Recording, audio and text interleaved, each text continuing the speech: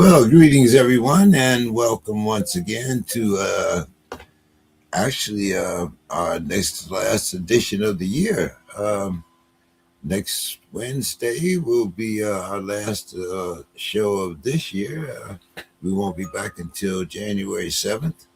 But in the meantime, we're glad to have so many people tuning in, and we look forward to having a great show next Wednesday. And we'll definitely have to get Jeffrey Fan in to talk a little ACC sports before we leave for the rest of the year.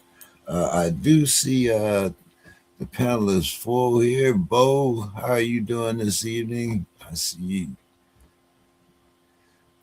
Hey, how's it going? Good to see you.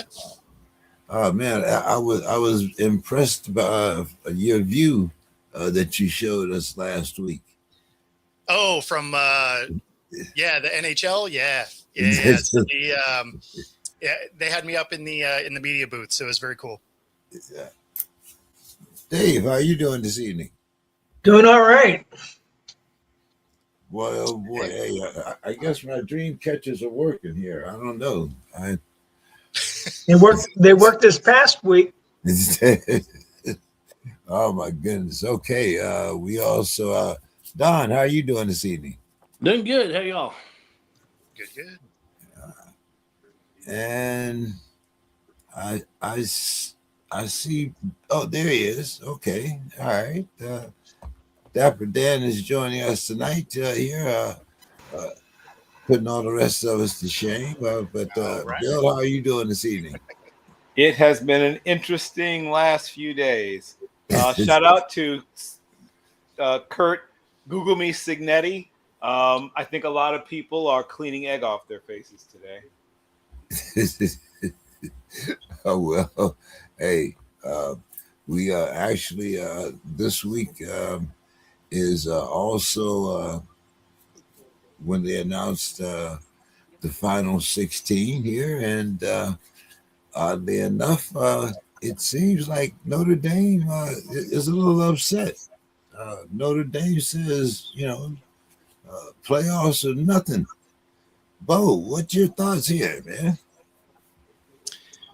I mean, I never like schools ducking bowl games, and if the school wants to do it, I guess whatever. It's a real disservice to the players, the fans, everybody around the team. Right now, in Notre Dame's case, the kids also voted on it, right? But there are quite a few schools that the school decided not to do it, and I'm just not a big fan of that, because then all these kids that are like, "Oh, we're going to have a bowl game," and then the school is like, "Oh, just kidding, you already played your last game." Like that is a bummer.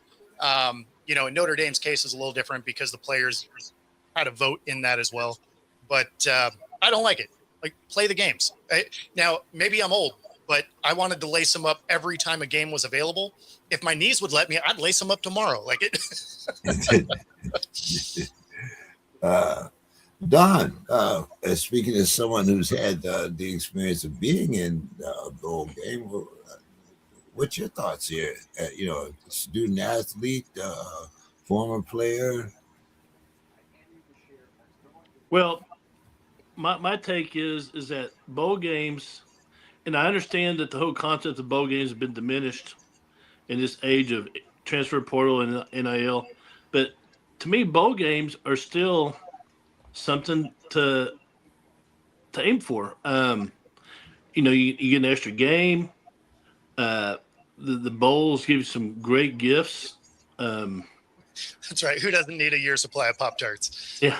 Well, but like, the only bowl game I was involved in was the 1991 Cotton Bowl, and we got a couple warm-up suits. We got a nice watch. We got y'all remember PlayStation? Was it PlayStation? No. Sega Genesis. Yeah, there we go. Yeah, Sega Genesis. I mean, when you're a kid from a middle class background, that's nice, because my parents were not going to buy me a Sega Genesis. That this was not going to happen. So yeah, we got some good stuff. You had a lot of banquets to go to, and you get to meet celebrities. I mean, a whole bunch of doors were opened up. Now we got our ass handed to us by Miami. Yeah, so bad that ESPN did a 30 for 30 on it, but yeah, but I think you're doing disservice to your players if you don't let them go to a bowl game. Some kids have never some kids never been to New Orleans. You get the Sugar Bowl, oh, New Orleans, wow, and you're spending a week and a half there, and you get to see a lot of stuff. San Diego, you get to go. You get to go to SeaWorld and visit all the stuff in San Diego. I mean, don't get me on the Rose Bowl. I mean, hell, Los Angeles. So I mean, there's a lot of good stuff, and all the bowl games have in Florida.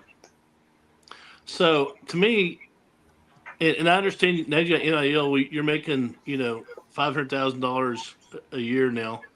You can go visit on your own time, but the fact that you have the connection, the brotherhood with their teammates, your staff, your coaches, it's something special. And I think whatever Notre Dame thinks, they're the service to their kids.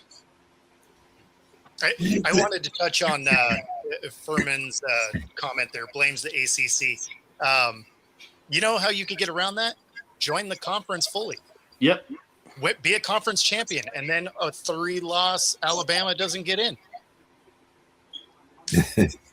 Yeah. I thought we'd run our comments down here, so you can comment anytime on the comments that you see in the queue there.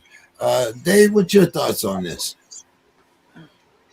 Well, the college football playoff has taken a lot of the limelight away from the Bulls. And, there was a time when the Bulls, that was what it was all about, the Rose Bowl, the Orange Bowl, Cotton Bowl. And now when you tack on the money aspect, I think you're going to see more players making business decisions. They don't want to risk themselves because if they get hurt in a bowl game, which it doesn't lead to a conference championship. I'm not talking about the college championship, but for a bowl game, it comes down to being an exhibition. I mean, so I can see where the quality of the games has been a little bit undermined because most of the best teams are going to be in the college football playoff, and they're getting the leftovers for a lot of the bowl games. And hey, if the Notre Dame players voted on it, I mean, I would like to see them play. I mean, to me, I would prefer that they play, but if they don't want to play, can't force them. Bill, I understand everybody's difference of opinion here, but this is Notre Dame, and their coffers are pretty full. If this was Northern Michigan, would they be making the same decision? Well, let me do this. Can you imagine Bo Schembechler asking his team if they want to play a football game? Can you imagine Woody Hayes taking a poll to see if guys want to suit up and run onto the field? Can you imagine Paul Bear Bryant saying, "Hey, boys, do you feel like playing today?" The essence of leadership is, in many cases, getting people to do things they may not want to do. So I'm going to put the onus on the people that said, we're going to ask the players. You didn't ask the players they want to play in these other games. So, see, I was in the process of warming up to Notre Dame. I had been a Notre Dame disliker for many, many years. And they hired Marcus Freeman, who I'm a big fan of. And, they became a little less pompous and arrogant. And then they proved to me they're still Notre Dame. So at the very heart of this, Dave, you know what devalues bowl games? Notre Dame saying we don't feel like playing in a bowl game. That's how you devalue bowl games. If, 3 or 4 or 5 players opt out, while that's not ideal, that doesn't completely remove the aura of bowl games. But when Notre Dame says, "Nah, I'm good," that damages the value of a bowl game. So, yeah, I'm just going to flat out say it. While I'm a big fan of Marcus Freeman, I feel like it's something of a cop out, frankly, to poll or ask whatever the players. And I'm willing to bet there was probably some sort of speech or something given prior to this vote. I'm just conjecturing. I wasn't there. I'm not in the locker room. But I'm a guess that the well was poisoned. I'm just going to put it out there. I'm going to throw it out there that I think there was probably a little bit of leading the witness. So, oh, you think they were unfairly influenced there? I think they may have been, Bo. I think they might have been. And I get it. If you're Jeremiah Love, there's no point. I get it. But there are players who are jockeying for position on this or some other team. And the bowl game, just like any other game, is a chance for them, if they are thinking about dipping their toes in the transfer portal, to put good games on tape. There's going to be people who will play because guys did opt out, right? And this is going to help some of those players, if they're upperclassmen, to maybe improve their opportunity to be drafted or at least be brought into an NFL camp. And for the underclassmen, it's a chance to push their way into maybe a chance to start next year for Notre Dame or someone else. So other than showing everyone that what's the old saying? They drove off in a huff, get the 2025 huff. Other than showing everyone that you are in a fit of peak, I'm not sure what else was accomplished. And frankly, I mean, I know that, social media isn't the real place, but boy, oh boy, have they taken a beating in the quotes and retweets and whatever. They have taken it. And frankly, they brought it on themselves. And frankly, I think it's really deserved. Yeah. Well, I thought it was kind of unusual, but I guess in today's NIL and whatnot. But like I said, if it had been Western Michigan, this wasn't NIL's fault. Stop bringing up NIL. This had nothing to do with NIL. NIL didn't do this. No, I understand. This is like you said. This is on Notre Dame. To me, it was. It was. Being old school, it was kind of like you said. Polling the players about whether or not they want to play. Something that I've never heard of. But anyway. Yeah, I can see how this speech went. You guys want to play, right? You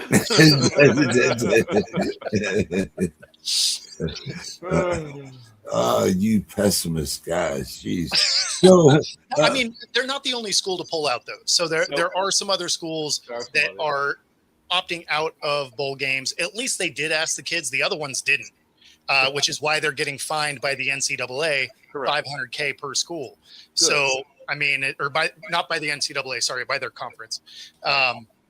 So, I mean, there's multiple doing it. You know what is weird about the playoff landscape and bowl games now, though, is it used to be if you made it to a bowl game, that was the bowl game. Right. And now, because of the way that the playoff landscape is set up, you could go win the Cotton Bowl and then go win the Fiesta Bowl and then go win the national championship. That is also a bowl game. I forget which one it is now, but you can effectively win 3 bowl games during the course of the playoffs now, where it used to be you won a bowl game. And then, of course, the voting lets you be a champion or tie as a champion. As a Husky fan, that's still stupid. There's still some underlying bitterness from 1991. Shout out to Steve Empman. Good old tied for it with Miami. It's so dumb. So, I mean, actually, teams refusing to go to the Bulls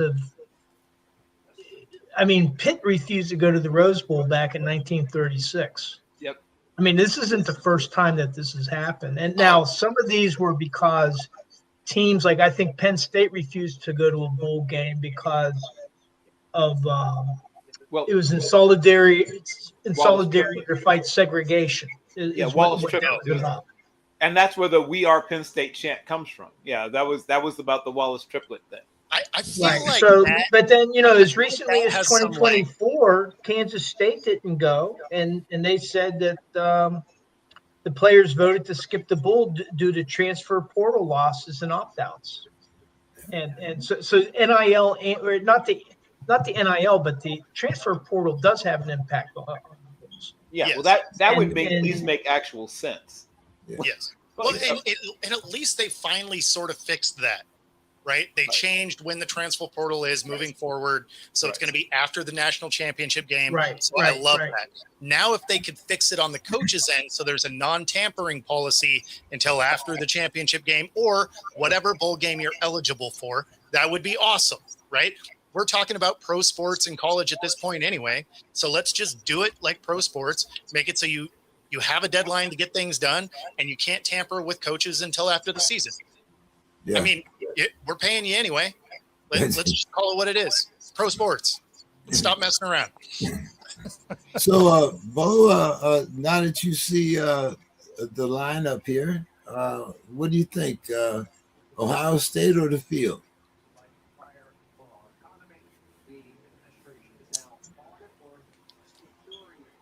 Bo? I'm gonna go with the field. I actually think there's a legitimate chance that A&M knocks Ohio State off. Yep. I think A&M has a real shot at that. Look at that. Look, boy, did you see it?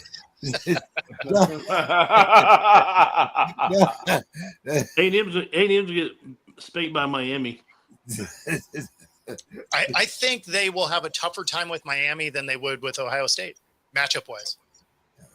I think Miami could very well beat A&M, but if A&M gets past them, I could see them taking out Ohio State. Bill, what do you think here?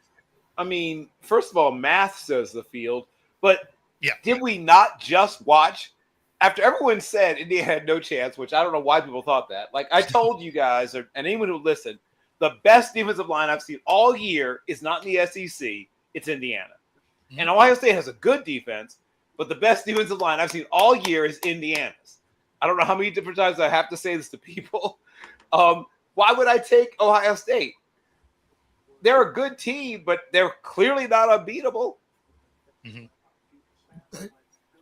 Dave? So you're going to have to say it at least until the Rose Bowl. I guess that's what I'm going to have to do. I mean, I guess it's the name recognition factor. Like people still can't quite align the team that they're seeing that is just chewing up everything in its path with Indiana. Like they can't believe that's Indiana. Well, believe it, people. That's Indiana. Dave? Well, I mean, one is, I mean, I agree with Bill is that arithmetic says that the field. Now, Indiana did beat Ohio State. I don't think that they would beat them a second time. If Ohio State ends up playing Indiana again, I would pick Ohio State. I would think that they would win. But some of I mean, Ohio State showed that they're vulnerable, that they can lose. So I would say that Ohio State probably has the best chances of repeating, of being the national championship. But it wouldn't be surprising to see somebody else come up and beat them because Indiana showed them the way. All right, Don, put a stop to this madness. What are these guys thought? Texas A&M, India? What the? Well, so A&M and we know that Texas is a 3-loss team, much like Alabama, but Texas pretty much just like dominated A&M. It was worse than the score. 2 weeks before that, A&M was down 31-0 to South Carolina. Now, if they get behind like that, Ohio State or whoever they play, Miami, it's not South Carolina. They're not going to allow that comeback. A&M, their defense, they allow run. They allowed UTSA to run over 200 yards rushing. Yep. So A&M, and if you look at their SEC schedule, they played the worst teams in the SEC. I mean, that's just. I mean, they didn't play Georgia, they didn't play Alabama, they didn't play Tennessee, didn't play Ole Miss. You know, so A&M is what's the word I'm looking for? They're a Hot paper house tiger. flyer. Yeah. Paper tiger. There you go. And So You got no, some fool's gold over there? I am a Marcel Reed fan. I think he's a good quarterback. He'll probably play on Sundays, but and so Casey Kipshawn's a good wide receiver. Okay, so- But yeah, they're I don't trust their coaching staff to win many more games. But I think they might be a point. Can Ohio State beat Indiana twice? I don't know. That's the you mean can Indiana beat Ohio State twice? yeah. Well, yeah. That's what I meant. It's gonna be hard to do. Now we saw the rematch between Georgia and Alabama, and that went pretty much like I thought it would. If you're going to beat someone unexpectedly, do it first part of the season, like first 4 weeks. At this time, everyone's seen film. Everyone has tendencies worked out. You've been scouted, and it's real hard to do. So you've been scouted, you've been measured, and, Yep. found wanting, right? Yeah, there you go. Okay, guys. So let's talk week 14. I mean, Hey, James. Yes, go ahead. Before you leave college football, I just wanted to mention the Penn State hiring of Matt Campbell. And, there was some consternation about, hey, they're losing all these candidates. And they ended up with Matt Campbell from Iowa State. He signed an 8-year contract, I think worth like $10 to $12 million a year, which is pretty darn good. That might have been why he was so tearful during his opening press conference. But Campbell, he's been around. I mean, he was with Iowa State, I think, for 10 years. And so unless he really lays an egg, he might be with Penn State for the full 8 years of that contract. Hey, Matt Campbell is a great coach. I'm telling you right now.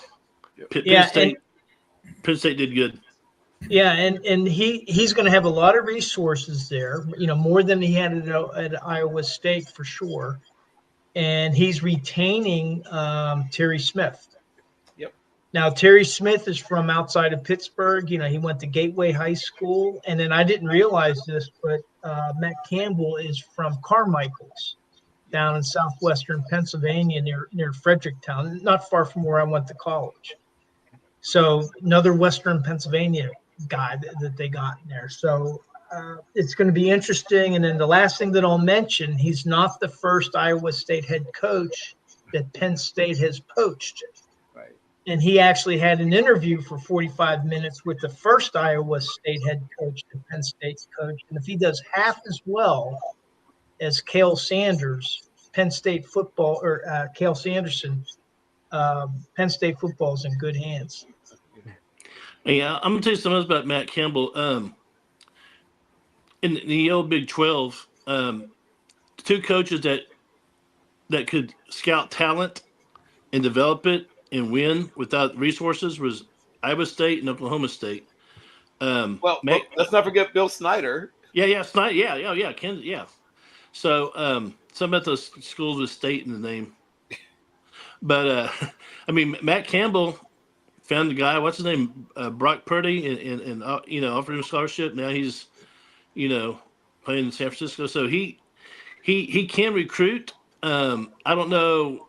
He might have a little learning curve, like recruiting the 4 and 5 stars, because he's been doing the 3 and 2 stars. But he finds players. I mean, he does. And so, and I think as far as Iowa State, he's gone as far as he could go with Iowa State. Unfortunately, you're kind of limited. With Penn State, the ceiling is much higher. Much higher. Much higher, yes. Yeah, much higher. It is kind of interesting. I have heard that a lot of Penn State players are also in the transfer portal to Virginia Tech. But hopefully we can get Jeffrey on next week and talk a little bit about that. As you guys know, I already announced that next week will be our last live show of the year. So Dave, I guess you're going to have to read some emails these next couple of weeks. Yeah.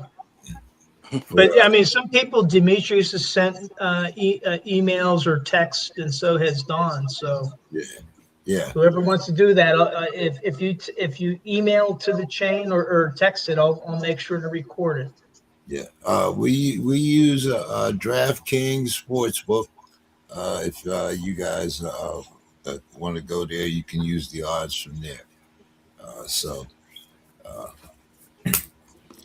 Let's see. All right, getting on to week 14. Bo, I got to talk to you about this one here. What? The Colts have put Phillip Rivers, 44-year-old Phillip Rivers, on the taxi squad. Now they still haven't really committed to saying that Phillip will be the starter, but is this kind of, an old, middle finger to the talent that's supposedly, in, I guess the quarterback pool here. I mean, Phillip Rivers, really? Yeah, I thought it was, kind of an abomination when we had to go get Aaron Rodgers. Yeah, I mean, I think what's wild about it is he hasn't taken a snap in 5 years. So, I mean, that's probably the biggest question mark. Obviously, they liked him there. If you remember the last time he was there, he had 11 wins, threw for 4,000 yards. So, I mean, they failed in the playoffs, but I mean, like, he had a great last season there. So it's not a shock that they'd kick the tires on it. But, also when you're looking at this team, Anthony Richardson on IR, Daniel Jones done for the year, Riley Leonard, who, played decent with Notre Dame, had a decent, run with Duke, but did have some injury issues. Lo and behold, knee injury, right? So he's day to day. He did have a full practice today, so that's encouraging for them. Then beyond that, you're talking about ripping from the practice squad. You're past the trade deadline, so anybody you'd want to take off someone else, you got to hope they make it through waivers, right? So, I mean, you are sort of in desperation mode. I can kind of, I still don't get it. There's guys out there that have played more recently that probably make more sense. But if you're just trying to get guys in the stands, maybe name recognition helps you there. But he's coming out of retirement to face a Seattle defense that's going to put him right back into retirement if he gets out there. So that is not the defense I'd want to see first. But if you look at the Colts lineup of the teams they got to play, they got a rough schedule. If I'm Phillip Rivers, I'm going to look at that schedule and be like, yeah, you know what? I think I'm cool. Unless he just needs that NFL paycheck because he's got 10 kids. I mean, maybe that's a factor. Yeah, maybe. Dave, what do you think about this here? Well, I mean, Aaron Rodgers won't be the oldest quarterback in the league after that. I mean, and then I'm not sure, maybe this helps Ben get voted in first available time into the Hall of Fame. But there's, it reminds me of like Vinny Testaverde. Now the thing is Vinny Testaverde had stayed engaged. He was pretty old and was still playing, but he wasn't necessarily coming in off the couch. Or you had guys like George Blanda, I think at one point had to go back in as a quarterback. He had given up quarterback and had become a kicker, and then he was well into his 40s. I think he was 48 when he retired. Yeah, and he had mostly been kicking, but he did play and a little bit of he was 46 the last time he started a game at quarterback. Yeah, and so it's been done before, but the thing that's different here is, I mean, I don't think Phillip Rivers has he been working out? Has he been passing? So with his kids? If you look at the video I just put down there in the chat, if you play that, you can see exactly how little he's been practicing. Because this was from his press Come conference. on, that dad bod is in fashion now. What are you talking? And the problem is that if I'm the Colts, you're in position to get into the playoffs, and I think Bo was just saying that there's other probably more viable quarterbacks that could help to keep them in there, but they got Houston's breathing right down their necks and Jacksonville, so. I'm a little bit skeptical, but we'll see what he has. I mean, he was always a very competitive guy when he played. Very, very competitive. They're already in the third spot in their own division. Yeah. So they're tied for second, but don't have the tiebreaker. So they're actually third in their own division. Like they're going nowhere. They're cooked.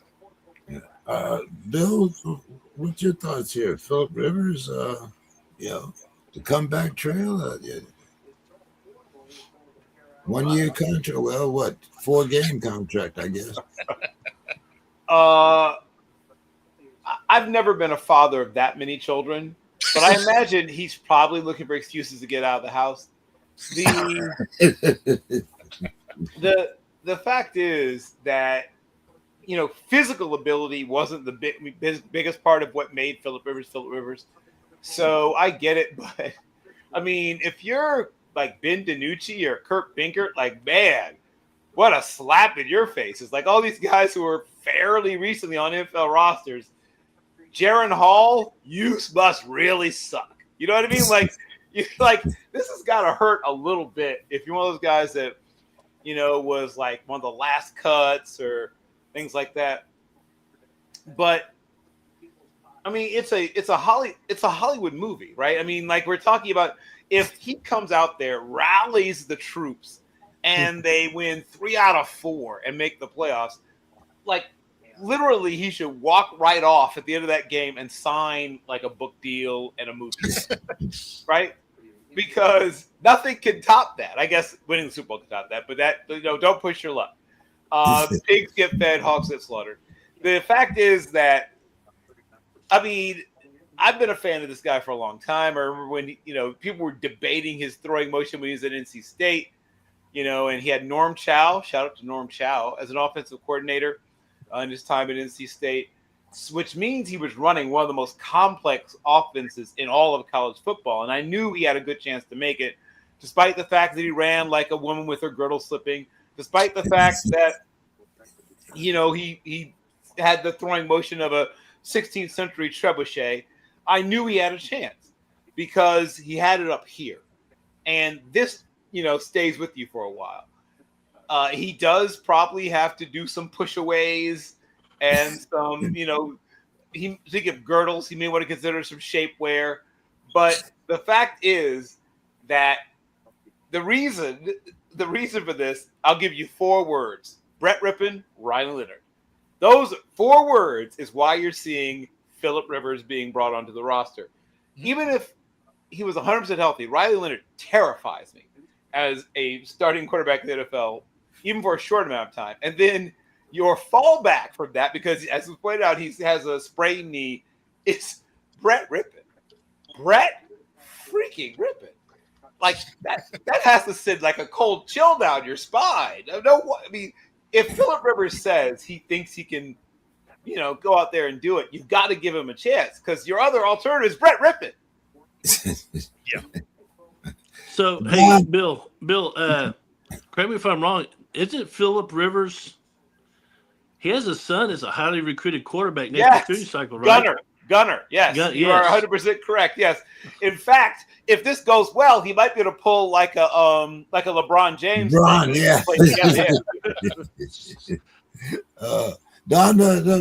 what is your thoughts on this? Philip Rivers, the comeback. I guess Drew Brees wasn't available. I don't know. I mean, Tony Romo. I don't. But no. If he can do it, I think you're right. It'll be a good Hallmark movie. Especially if he does it right around Christmas time. You can make a Hallmark Christmas. Little tearjerker. Be a chick flick. All the women getting their hearts pitter patting and except Krampus is on the other side of the line in this next game. That's the only issue. Yes. And then after the game he runs and has a group hug with 10 kids. Yeah, that Yes, exactly. definitely chick material. Oh my goodness. Yeah, and he might get Yeah. crammed into his own puss if he's not careful, because as you pointed out, Right? escapability was not the hallmark of his game in his prime. For those who might remember Phillip Rivers, when you add to that he is, not double nickels quite, but double nickels minus 11, which is not an ideal number in tackle football. Yeah, it's going to be interesting. And that offensive line is going to have to basically play out of their minds.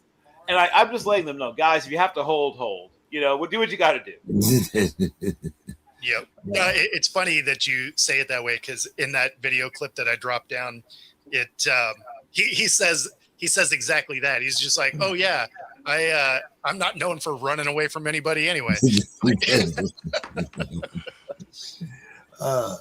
So Dave, Miles Garrett, he's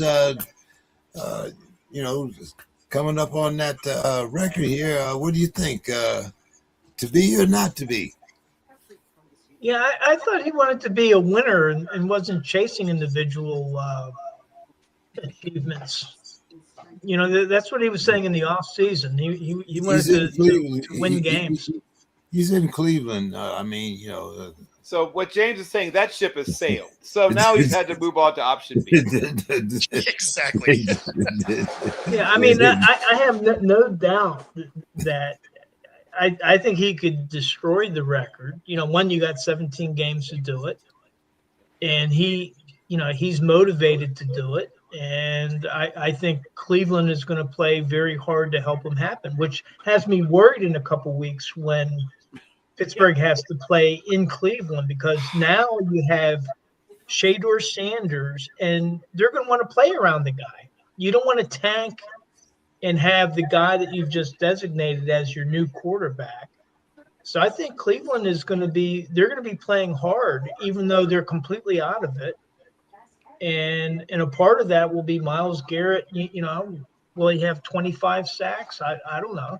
It's a division game, Dave. It doesn't matter what the record is when you're going up to the dog pound.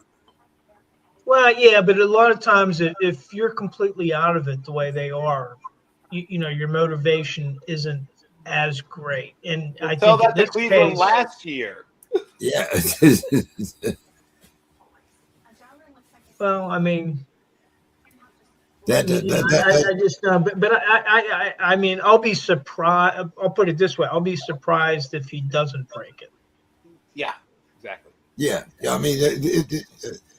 Like I said, Cleveland winning games, but I don't care what the record is. I do not trust when we go to the dog pound, regardless of who the quarterback is and what our record is. That is their Super Bowl. That's their version of the Super Bowl. Yeah. That almost every year. When's the last time Cleveland's been to the Super Bowl? Yeah, I think I was a kid, maybe. But no, you weren't. You none of us were. They've never been. Now they won 7 championships in 10 years, but that was a while. That team is in Baltimore.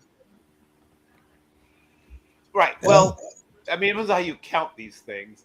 This version of the Browns, I guess, didn't even exist when you were a child. So it depends on how you feel about the whole Ravens-Browns thing. But if you pretend like this is the same Browns and the Ravens were if you pretend that the Ravens were an actual expansion team, which they weren't, and you award, as they were given in the settlement, the history of the original Browns, that Browns team won 7 championships in 10 years. Yeah. But it was long pre-Super Bowl. Yeah. So what do you think, Don? So I kind of lost the train. I had to give we're talking about whether Myles Garrett will get the record. Oh, it's only a matter of time. He'll have it probably in the next 3 weeks. Just my opinion. So we'll see. But going back to the Browns, I don't know if y'all remember it back in the 70s, late 70s, had Brian Sipe I remember one year, because believe it or not, we have quite a few Steeler fans in Texas, and at my elementary school we had some, and I remember the Browns beat Pittsburgh, which was unexpected. And Brian Sipe had like 2-3 touchdowns, and you thought our kids that our Steeler fans at school were going to like slice their wrist. And I'm over there talking trash. Yeah, wait till you think Brian Sipe's bad. Wait till Earl Campbell runs over your ass. And of course, Pittsburgh shut down Earl Campbell, so I was the one slicing my wrists. But anyway, just glimpses of my childhood. Yeah, he could do it on Caleb Williams. He could sack him 3 times, and Exactly. there you go. Mm-hmm. Yeah. Well, and I do think he gets there. It's also helpful when you have a really good defense that never leaves the field. So, you get a lot of opportunities when your defense is losing time of possession. But I mean, he's playing out of his mind this year. So I fully expect him to get the record before that last game anyway. So he's on a really impressive path, and he's not going to have, Brett Favre just like gift you one. So he's going to have to actually go earn this thing. But impressive play. Well, I guess Mr. Scott wants us to guess when he's coming on here. So What are you talking about? This is the best insights I've heard him put. There he is. That did it. That did it. The man is three-star quarterback. It's really that's a shame that Seattle game. I mean, Sam Darnold turned into the real Sam Darnold, and we couldn't do anything about it. I mean, that really was just so frustrating to see. But yeah, greetings, happy holidays to you. You missed out. You were in one of the top 3 of our Turkey of the Year. You were in the top 3, and I was the winner because of going with JJ and Kevin McCarthy. I was the winner, but you were right up there, just close from being a Turkey of the Year. Yeah, I had to miss it. I was on a beach in Mexico. So, premature victory lap. Okay, yeah. No, remember, I live in Seattle. I needed to get away from the rain for a minute. I'll be joining somebody there very soon from here. As you can see, I'm in the house, but I still. So anyway, greetings, everyone. Greetings. Yeah. So, Mr. Scott, what do you think? Does Myles Garrett get that record this year or not? Well, it's possible, and I wanted to ask. Don brought up something earlier about Brian Sipe, and what that did was it brought a memory to me. I had to go to Orlando years ago for a business meeting, and so one of the people I was meeting with said, our football team trains here at a park. And so, okay, I didn't know you had a football team, but it was the New Jersey Generals team, and they were practicing there, and Herschel Walker, Brian was the quarterback, and I'm just standing there with these guys at this little park. I mean, it wasn't a stadium or anything, and I met all of these people at this park. I mean, it was the actual and they had a bunch of stars on that team. Yep. They had, Brian Sipe, Herschel Walker. I can't remember who else, but he just made me remember that when he brought up Brian Sipe. I forgot that Brian Sipe played in the USFL. I totally played forgot. Well. Probably not quite as good as Steve Young, not quite as good as Jim Kelly, but I would say maybe in that fight for the 3 to 5 range. Flutie was fantastic there too. Yeah, that team was stacked and the idea was that they were going to go to the NFL. That was the master plan, but it fizzled out. But. Well, there's more to that, but there is more. But Mr. Scott, you might as well start us off on our next question. I don't know whether you had a chance to watch that game or not, but is it Hurts with the what, 5 turnovers, 2 on 1 play, or is it Brown, or what's In happening case with you the missed it, Eagles here's the recap.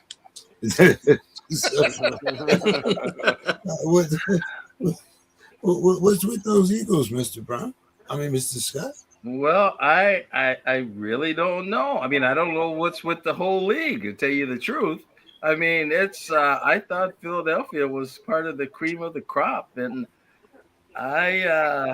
boy, this is going to be interesting coming down to the finish. I mean, people who wins this thing, they're going to have to crawl their way. They're going to have to inch their way. And if they have to go to places like Buffalo or Green Bay, game could be over. I mean, I don't, Seattle. I mean, they still have that dark. When he gets in the we'll talk rarefied about air, when he gets in the rarefied air, we'll just see how that works. It's true. The rarefied air. The man came from Minnesota. Jesus. Bill, what's your thoughts here on the Eagles? Well, having watched that game and having rewatched that game and analyzed what they were doing, first of all, shout out to Jesse Minter. Like, I don't think people talk enough about Jesse Minter as one of the really bright, son of Rick Minter, for those old schoolers. His father was terrific defensive mind and was the head coach at Cincinnati for several years. He's a future head coach. He's a brilliant young defensive mind. Now, that last play, that ends the game, Cam Hart, who's 6'2 3/4, 207 pounds, a lot of teams thought he would have to move to safety. You could see now why they didn't, right? A lot of what you hear about that sort of Seattle corner is because he can make that play. There's probably 3, maybe 4 corners in the NFL who make that play, right? We would be talking very differently about the Eagles and Jalen Hurts if that ball, because if it isn't tipped, that's a touchdown. Jahan Dotson has badly beaten coverage. He's going to score. Like, that's it. If that ball isn't tipped, they lose that game. Now, there are certainly people who are going to break down that maybe you should have just given it to the back, blah blah blah blah blah. But if you're going to throw it, that's the right read, right? It's a high-low situation. You're asking someone to basically be in 2 places at once, and Cam Hart did it. Now, I mean, that's the crazy thing, is he actually did it. He kind of originally is driving on the flat, the Randy Gatson in the flat, and then essentially, Mr. Fantastics his way back into the play. It's a fantastic play. Now, the one over the middle to AJ Brown, I'm not in anyone's head. I don't know what happened there, but it looked to me like AJ Brown was trying not to get hit in the ribs and did not. You didn't like the alligator arms? A little bit. Once again, I can't say exactly what happened. When you look back at that play a few different ways from different angles, it looks like he sees. I think it's Derwin James coming to collect. Well, that's why we got the second part of the question. Is it Brown? Because I kind of thought the same thing. That's what it looked like to me. So I would say that about roughly half of those turnovers cannot be laid squarely at the feet of the quarterback. About half of them can, which is often the case. I think Hurts was pressing in places, but all in all, I mean, as we pointed out, if not for an amazing play by Cam Hart, they still win that game. And we're talking completely differently. So as often it happens, you're not as bad as you look when you lose. You're not as good as you look when you win, right? In some ways, the Chargers also got exposed. If you want to really, break that game down, they got exposed. I just said Eagles. Didn't say nothing about I'm just saying. I'm just pointing out that it wasn't like the Eagles got like blown out or something. Yeah, they turned the ball over that many times and still are a 6'2 3/4 corner with 32.5-inch arms away from winning that game. What about gambling? You think this gambling heavy? I don't know why I keep thinking of that. I mean, when you're losing with half points and all of these things, I just wonder. I don't know. I don't know. I I mean, really don't. There's no way gambling is going to get you to like lean backwards and just get your hand on it to tip it to another player. Like, I don't care how talented you are, you're not going to make that happen. That being said, there's 8 turnovers in this game. There easily could have been 12. There were 4 that the offenses got the fumbles back. You had 3 turnovers on one play. Like, this is one of the worst offensive showings. So at least it was on prime time, you know. But yeah, it was terrible. And when you hear, oh, there was 8 turnovers, could have been 12. You're thinking, oh, okay, this played in Buffalo or the Meadowlands or something, right? Where it's snowing or the wicked wind and rain and just terrible. No, you're in LA in a covered field where it's 70. Like, why are we having ball control issues? Like, this was terrible. But that being said, no, the Eagles are actually in some trouble. You're this far into the year and they haven't turned the corner on these offensive issues.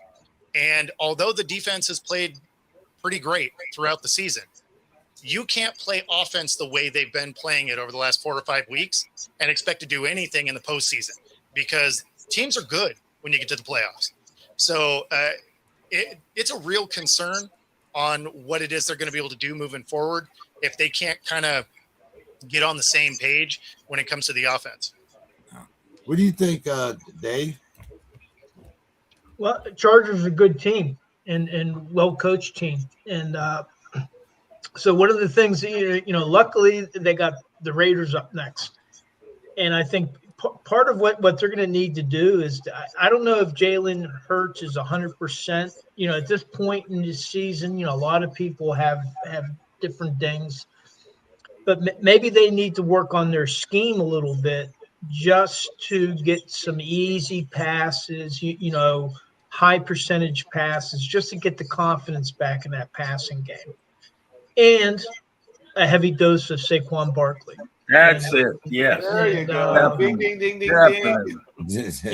And if they can take care of business convincingly against the Raiders, not a very good team, but then all of a sudden that will start to maybe start to take away some of the doubts about the team. But I mean, the Chargers is a good team, so hey, but the ball handling, maybe it was too hot. It was their hands were too sweaty. The weather was too perfect. Yeah, but I think that the coordinator needs to go back and come up with a scheme, a high percentage scheme, just to build their confidence back up. And I think they should right the ship here quickly. What do you think, Don? So let me ask you this. All right. Yeah, you're going to get some momentum because you're going to play some trash teams, right? You're going to play the Raiders, who can beat themselves. Like, they don't even have to get off the plane. Somehow they'll lose. And then you play Washington twice, who literally has no one left healthy on the roster. So the only actual game that is going to be hard in the next 4 games is Buffalo. So, I mean, they're going to win their division for sure. I mean, that's kind of a no-brainer. They Dallas better. Out, and you'd have to have these bad teams beat the Eagles, which is unlikely. So when you look at that, yeah, you beat up on some bad teams. I don't know if that's going to prepare you to play anybody that's in front of you. Well, I mean, there is a thing about steel sharpening steel, but on the other hand, a lot of the game is mental, and, Sure. and it's your level of confidence. And now, conversely, if they lose to a couple of these teams, then I think the Eagles are really in trouble. But I think a lot of sports, a lot of it is the mental game. And if you go into it confident, if you build your confidence and take care of business here at the end of the season like you should, then they might be in better shape than some of the teams that are having to have really competitive scraps that takes a lot of juice out of you. What do you think, Don? A different way to look at it. No.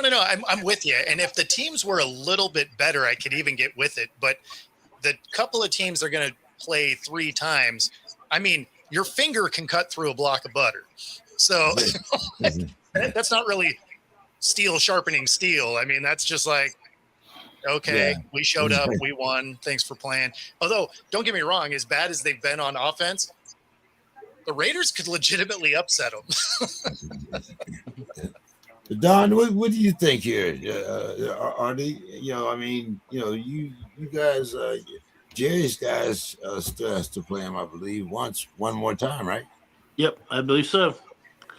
Yeah, so, the Eagles, they're a team that, if you go back and look at my picks every week, I usually pick them, but they're doing to me what Buffalo's been doing to me lately, so I don't know. I was going to ask Bill this, because if anyone on this panel will know, Bill will. Has there ever been a year where 2 teams from the previous Super Bowl did not make the playoffs? Yes, but it's been a while. Yeah, because the Chiefs are in danger, and I think Philly will be in danger if they don't right the ship soon. So I think that's something to look for. I'm like, damn, those are teams. I figured they would maybe repeat. I don't know, but yeah, I think y'all hit the nail on the head when you said that they need to uncork Saquon and get him run like he did last year. I mean, 32 touches. If he gets 32 touches in every game going forward, they will win quite possibly all of them. Yeah. So sometimes the game can be simple. Yeah. Bo, are you still leaving us at 7? I will stay as long as I can. Okay. Then let me come to you then, because we have the Seahawks, the Rams, and the 49ers. Does the NFC West get 3 teams in, Bo? So it'll be tough because they do kind of play each other before the end, which will probably open the door for probably one other North team to sneak in there. That being said, they definitely could. The Rams and the Seahawks are going to be in. It's just going to be whether or not all of the injuries finally catch up with the Niners. They've been somehow winning games despite people getting on the field in wheelchairs. But, eventually you feel like that has to get them. But, yeah, I could see all 3 of these teams. Like in my personal power rankings, I have 3 NFC West teams in the top 6. So. And the 49ers are coming off a bye, right? Yep. Yeah. A much needed buy for them. Yeah. Yeah. And I think they actually get some of their players back this time around. They're getting some back. Yep. In theory, the Niners should actually be a little bit better than they've been, and they've been winning. So. Well, they got, they played Tennessee coming out of the bye. Yeah. Then you have the Rivers Colts. Yep. Then the Bears, and then I'm thinking of suiting up. I really am. I mean, I could probably go in for a play or 2. I mean, I could, pull a face guard or something, cause a penalty. 44 years old. 40. How? This reminds me of the Kansas City Royals years ago. They picked a manager that was in his 80s. I can't remember what the guy's name was, but why is this happening? Why Phillip Rivers of all people? I don't. Hasn't played in 10 years, maybe? 5 years. 5. Yeah. 10 is the number of kids he has. Exactly. Yeah. So, okay. So, Bill, the Bears, they fall from number 1 to number 7. Yep. Are they still going to make the playoffs? I think so. I mean, it's not a guarantee by stretch of imagination, but I believe that they're going through those growing pains when you go from being a team where there's no expectations and then the expectations got hit. Oh, and Don, to answer your question, it was the Raiders and Buccaneers was the last time that either of the teams were in the playoffs the following year after being in the Super Bowl. But the fact of the matter is that the Bears, somebody mentioned this earlier, right? They match up very well with particular teams and very poorly with other teams. And you can tell which teams are which when you see them play them. they can absolutely boat race certain teams, and they can positively look, frankly, intimidated by other teams. The fact is that there are still parts of the team that are almost untouched in terms of getting attention from their general manager. And I want to make it clear, I was one of the people who was excited about Ryan Poles when he first got the job. I had seen what he had done in his previous stops. He did some good things in Denver, and he's a bright guy. I'm a little perplexed by how he's approached certain positions on the team, though, particularly the interior offensive line. He's an old offensive guard himself. I was a little, I don't know. I had to scratch what's left of my head and hair as I looked at how that part of the team is constructed. And maybe they get it fixed in the offseason. But Ben Johnson, shout out to him, has mostly worked around it. And a lot of what he does, and I've written a whole article about it, they do some fascinating things in their blocking scheme. I think it's the most interesting blocking scheme in all of pro football is what Ben Johnson does with his. And he's even tweaked it since his time with the Lions. Perhaps because he had to, because the Lions had really, really terrific interior offensive linemen, and the Bears, not so much. So I think that's part of what you're seeing revealed. So whenever they face teams that have at least one, and God help them, two dominant defensive line presence, it unravels. Like the whole thing unravels. And then they do a great job of attacking zone. But if you can straight up play good old-fashioned press man and you have the horses to get away with it, they struggle. So we said it's styles make fights. The teams that can take away the things that are their bread and butter, they don't play well left-handed, as they say. They aren't as good at going to the whatever their other thing is. It isn't something they want to do because the other thing isn't very well developed. They are terrific in that rhythm passing.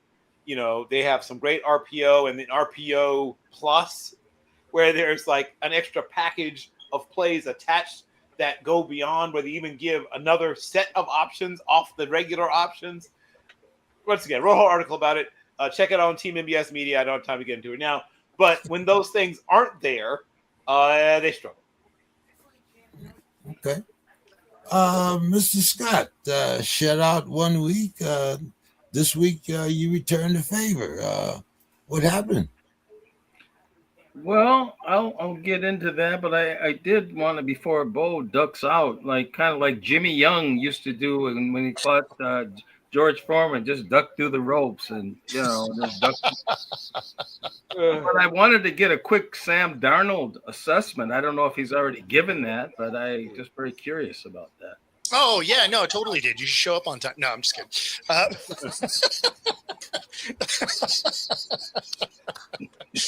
No, I mean, I like what I'm seeing out of him.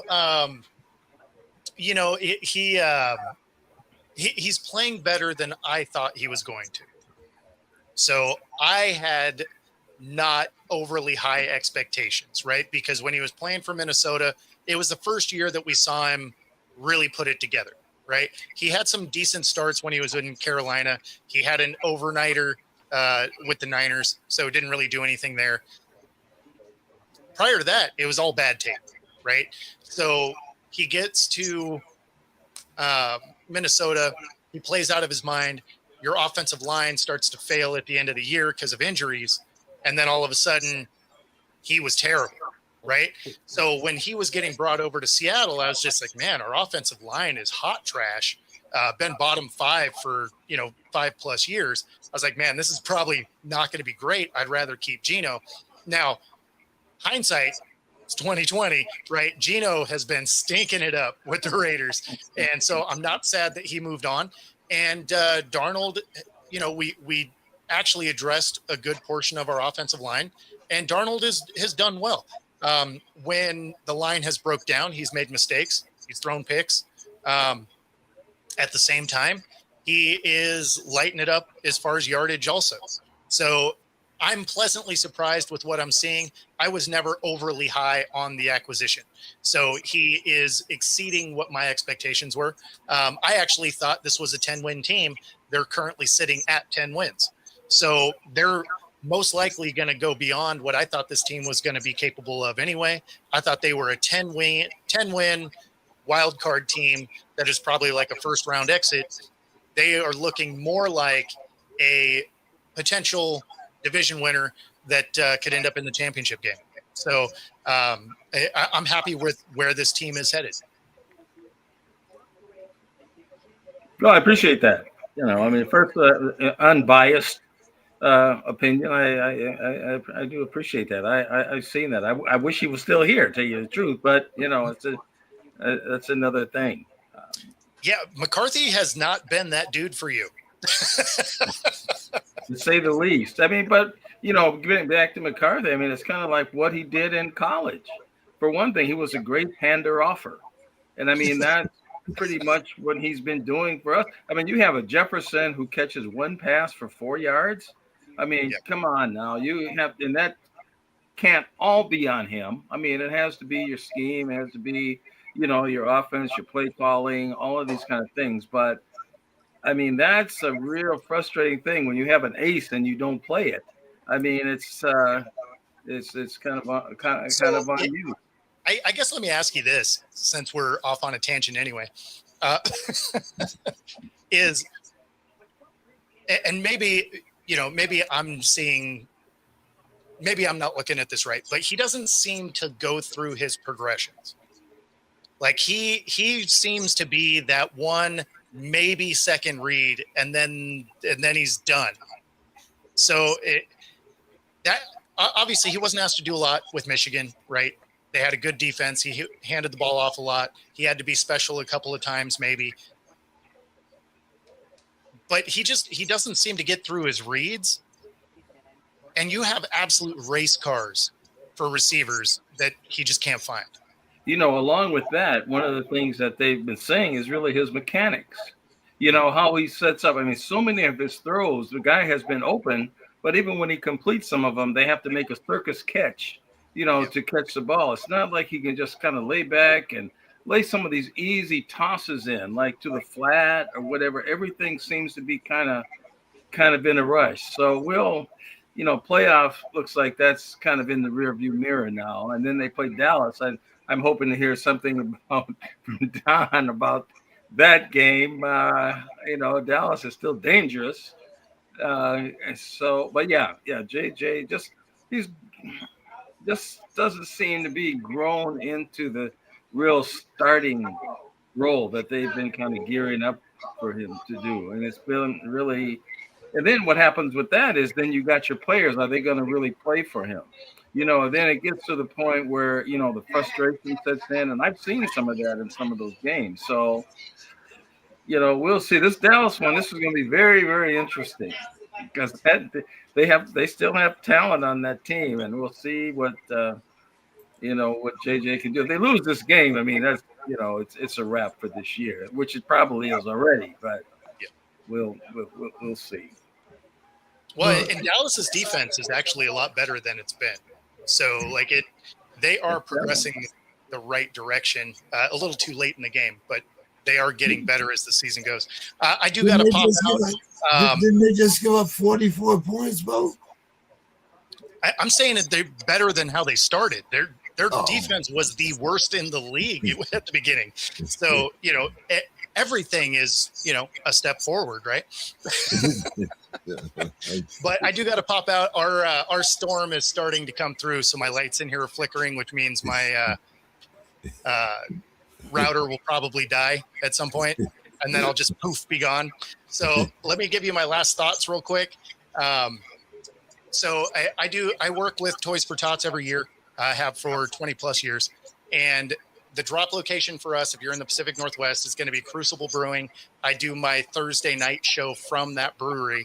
And the cool thing is if you come and bring your unwrapped new toy to Crucible on the 3 dates that I'm going to be there, which is going to be tomorrow, Saturday, and the following Thursday, your second beer is free when you bring that toy. So you get an extra beer, you get to watch some football and talk ball with me if you're there, and it helps kids in the area. Of course, if you're not here in the Pacific Northwest, still go get a new unwrapped toy, deliver it to one of the drop spots for Toys for Tots in your area. It goes to a great cause all around the country. Thank you so much, Bo, for that. We appreciate it. So hopefully we'll be able to get you in next week for the last show of the year. And hey, we appreciate your time, Bo. You have a good night. Yep. Take care, it easy, Bo. guys. And Thanks be for having me. safe. Be safe you know more than anything Yeah, else. I'm going to go build a fire right now, actually, just in case. All Take it right. easy, guys. All right. Good night.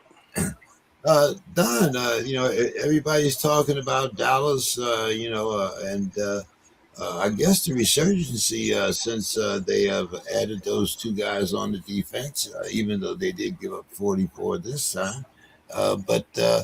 So Jerry's guys lose, but the Texans maybe knock Kansas City out of the playoffs. But they do make it a lot tougher. So, Jerry, tell us. Let's talk a little Texas football here. I mean, Well, I'm sorry. Well, I'll talk Texans and I'll talk Dallas. Either one or both. You can talk both. Yeah. Texas is a big state. You're allowed. So I'll start off with the Houston Texans. This team is, they play without Stroud and they won. Now they have Stroud back, and I'm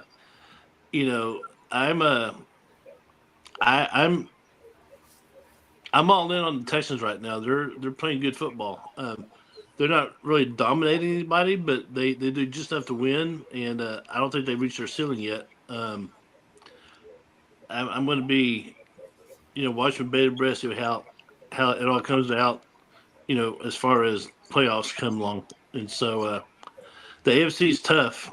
I think it's much tougher than NFC, but hopefully the Texans will continue their ways. Dallas, again, one day they're playing like contenders, one day they're playing like pretenders. We say their defense is playing much better, and that's in some areas, yes. They need some help in that back seven. I think Joseph Asai, coming back from that knee injury he had last year, is playing much more intense, and he's becoming like a poor man's Singletary, for lack of a better word, or maybe a poor man's Lawrence Taylor. I don't know, but he's a poor man's something. But he missed the last 2 years, so I think as he plays more now, it's off that rest. He'll be one of the top linebackers in the conference. But I'm eager to see how both Texans and Cowboys perform this week, because these are games they should probably win, but you just never know. You never know, especially Dallas. You never know. Okay. They'll probably shit themselves. And I think that's a Sunday night game too, if I'm not mistaken. I think so. Yeah, that's Sunday night. That's the Sunday night game. We'll be talking about that. The Vikings are getting 5.5, but we'll talk about that later. So, Dave, I don't know. You were at the game in person, right? You went to the game, right? No, the game was in Baltimore, but I went up to Pittsburgh to a watch party at Tequila County. Well, that last kiss that Mike Tomlin gave to the camera, and maybe it's just me, but that to me was more like one of those kiss my grits type of kisses, rather than but the Steelers pulled out a win. Tomlin looks like he's going to continue that streak of not having a losing season. He's going to continue to run that same game. Yeah. Yeah. Well, what's your record again? 4 and what? Anyway, so Uh, what's your thoughts here, Dave? It does seem like the Steelers. We play two teams with losing records: the Browns and the Fins. What's your thoughts here? Now that we've seemed to recovered the season. Well, I wouldn't say the season's recovered. They still got some business to go. But first with the game, uh, I got to meet Louis Lips. The Steelers had a watch party at Tequila Cowboys, and Louis Lips was in there to get the team or the fans that were there, probably 150 of us, fired up. But I think with Tomlin, I think it was as much relief as anything. I mean, they were traveling to Baltimore. Baltimore was coming off of a Thursday night game, so they had 3 days of extra rest. They were a healthier team. They had their full roster back. Um, and it's a better roster. It's a stronger team than Pittsburgh's roster. And everybody was expecting and everybody wanted Pittsburgh to run the ball, run the ball, run the ball. And for the month of November, the Steelers did not have a single pass that traveled more than 20 yards, 20 air yards. The very first pass of the game was a 52-yard completion to DK Metcalf. And Aaron Rodgers it's the best game that I've seen him play as a Steeler. He was really, his pocket awareness was very, very good. He was I don't think he was sacked. And they came out with a passing game where I think Baltimore was expecting Pittsburgh to attempt to run. Now, on the defensive side, Pittsburgh's defense gave up over 200 yards of rushing. They held Derrick Henry to 90 yards, but Baltimore had over 200, I think it was 217 yards rushing. So that's still the Achilles heel. So when we look at these two teams, you mentioned the two losing teams they have on the schedule. Cleveland, that is going to be their Super Bowl. That game in Cleveland, they're going to do everything they can to be a spoiler to beat the Steelers. That's what they do every year against the Steelers. That's since they don't make it to the playoffs that often, their Super Bowl is playing the Steelers. So that's going to be a tough game. But before that, they have to play Miami Monday night. They're 6-7. Miami's won 4 games in a row. They beat Buffalo. And so Miami is all of a sudden surging. Now, a couple things about that game. It's supposed to be in the 20s. I'm going to be up at the game. It's a Monday night game. Tua is 0-4, 0-6 in games where it's 40 degrees or colder. The Miami Dolphins, since 2017, are 0-11 in games where it's 40 degrees or colder. Now, they did pummel the Jets when it was 41 degrees. And here's why I don't think it's as big of a problem for Miami. Cold games usually favor the team that has a better run game. And they got this Arcane who he's leading the league, 5.8 yards a carry. And he did get like a bit of a rib injury, I think, in the game, but they're expecting him to be playing against Pittsburgh. So Pittsburgh's going to have their hands full to beat Miami because they're trying to get a wild card spot. They're not out of it yet.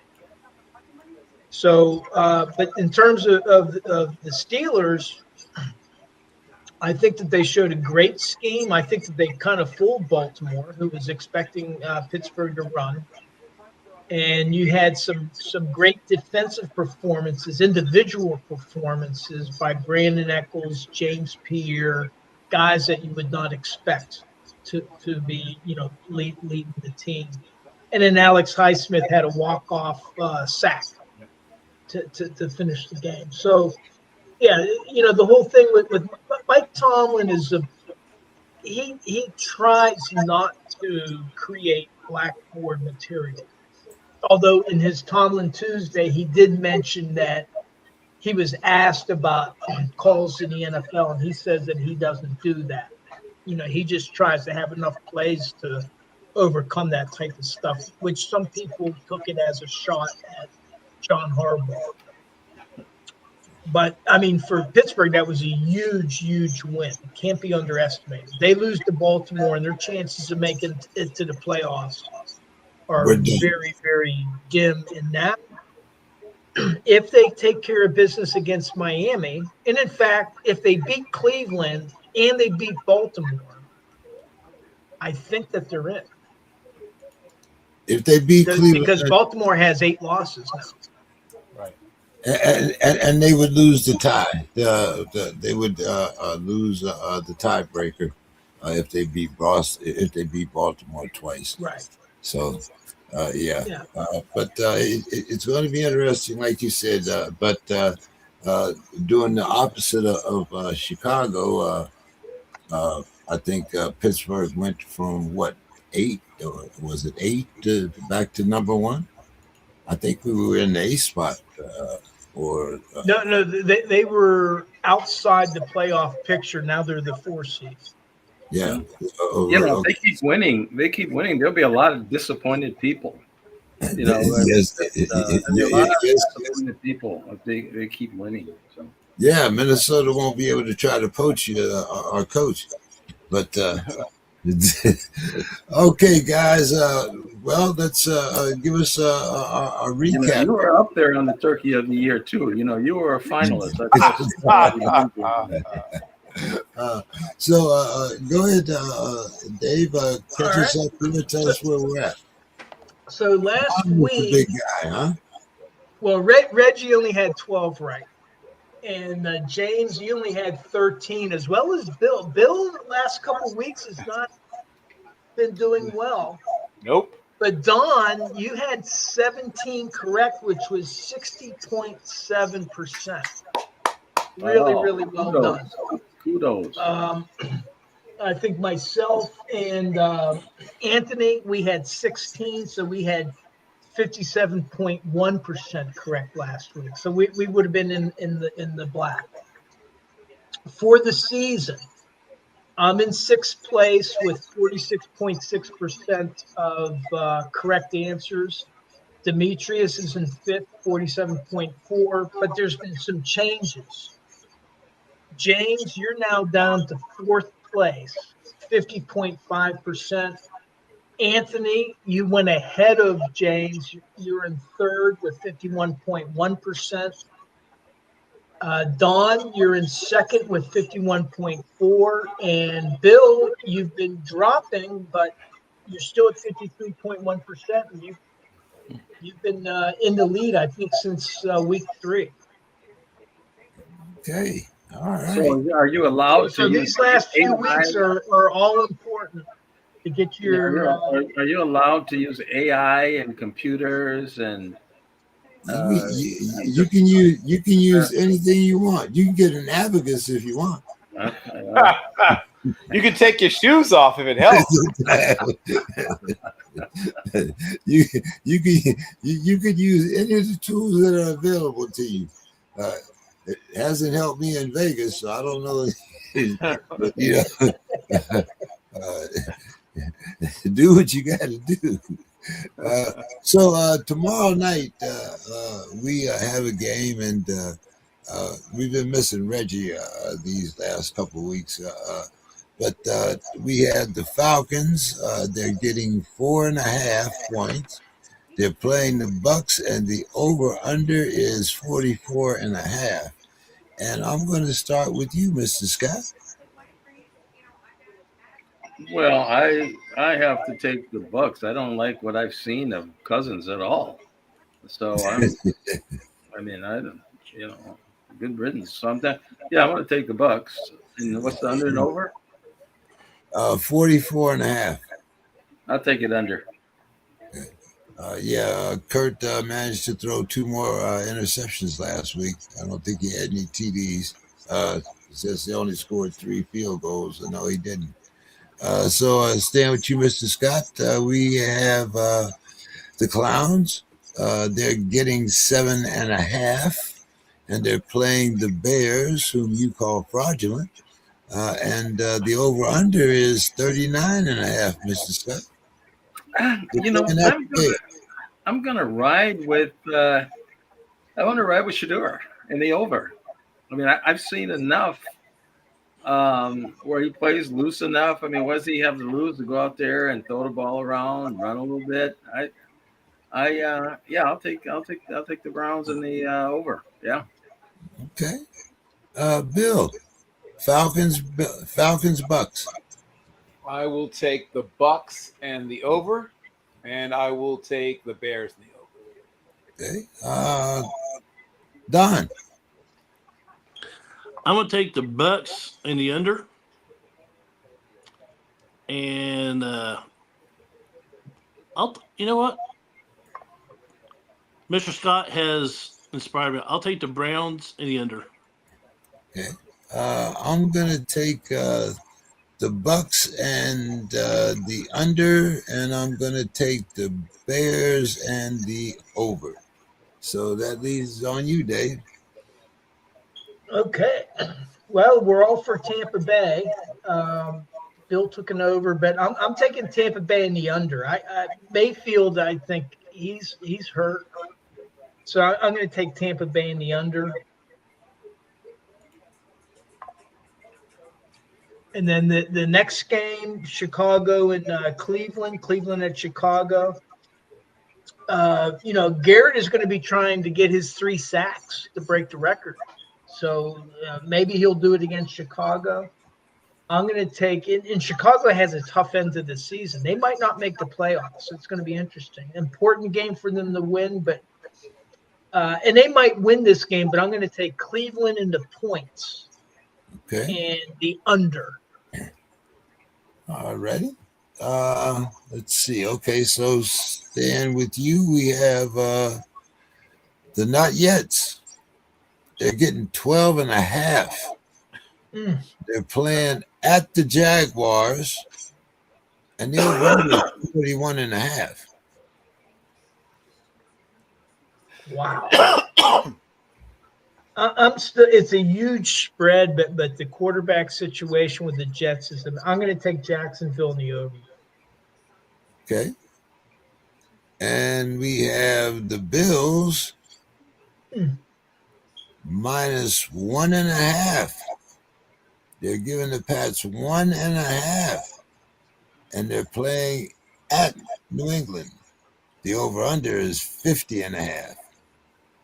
Man, I think Mike Vrabel's done a great job. He does a good job with defense, but Buffalo, I think they want to come in and prove something. And a lot of people have said New England is their schedule wasn't the hardest. I'm going to take Buffalo in the over in this game. Okay. Don.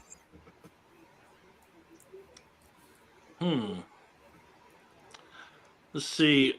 What's over under for New England and Buffalo? The over under for New England is 50.5. Ooh. I'm going to take New England in the under. Okay. And you got that was my original pick, and I went completely in reverse. And you got the Jets getting 12.5 against the Jaguars, but the over under is only 41.5. I'll go the Jets in the over. I'm sorry. The Jags in the over. Okay. I'm going to follow that car, Bill.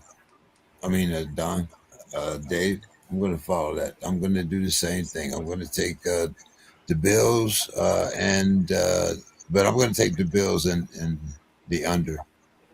I think weather might have a factor in this, but I am going to take the Jags at home. And I like the under in that one, too. Bill, I think it's on you.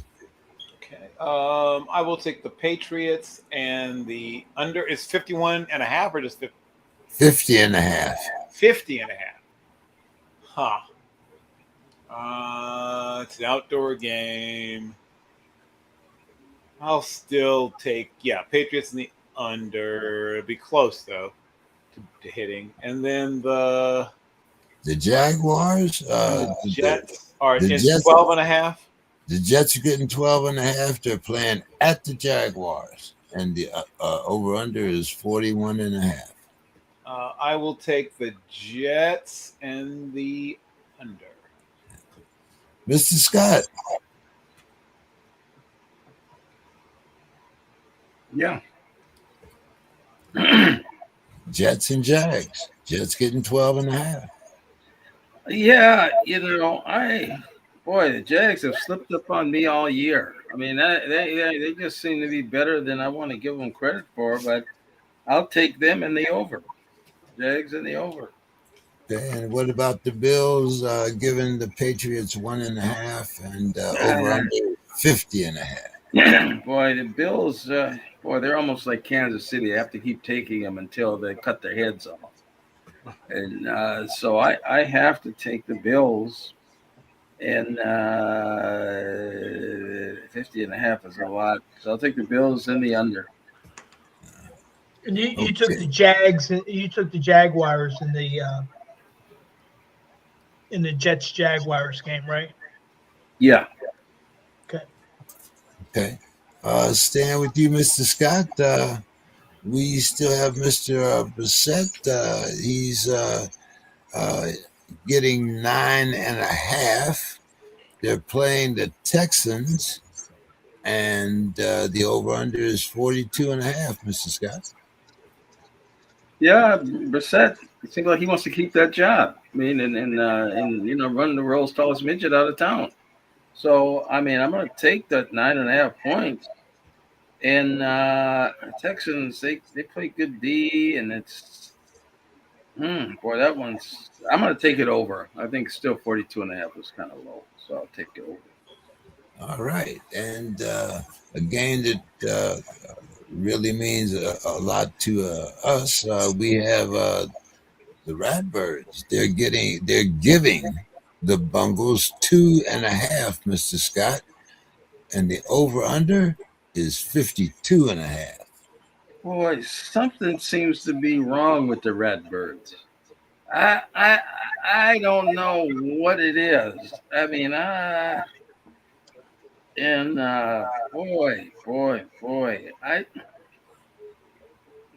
they could be eliminated, I think, if they lose this.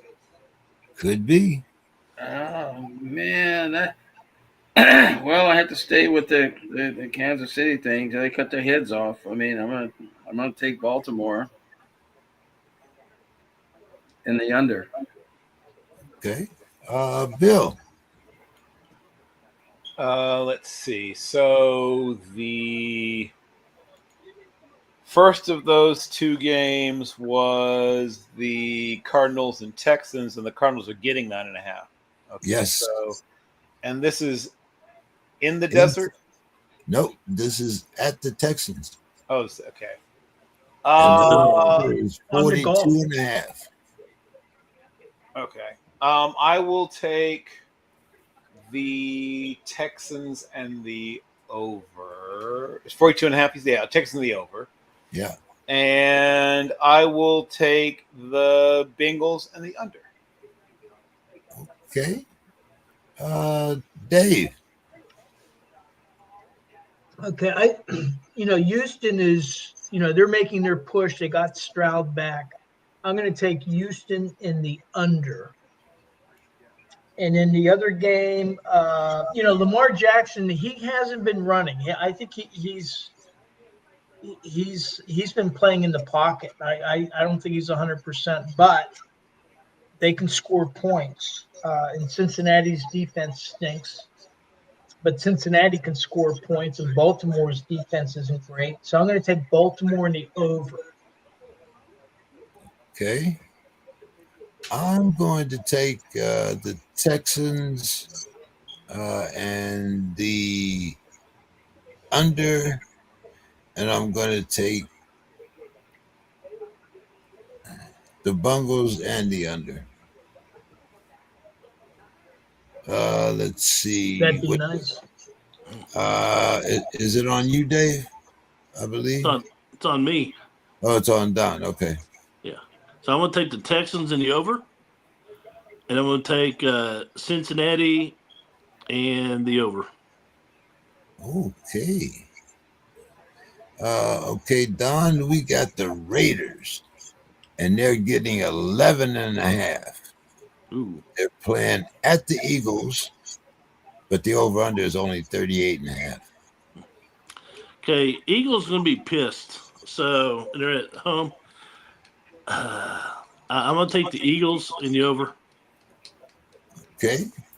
And another important game in this division, even though both of them seem to be out of it, I don't think, Mr. Scott, you might want to give the Commanders a call. I don't know. The Commanders are giving the Giants 2.5, Don, and the over-under is 47.5. I'll go to New York in the under. Okay. I'm going to take the Eagles and the over, and I'm going to take the Giants and the under. Let's see. Is it you, Dave?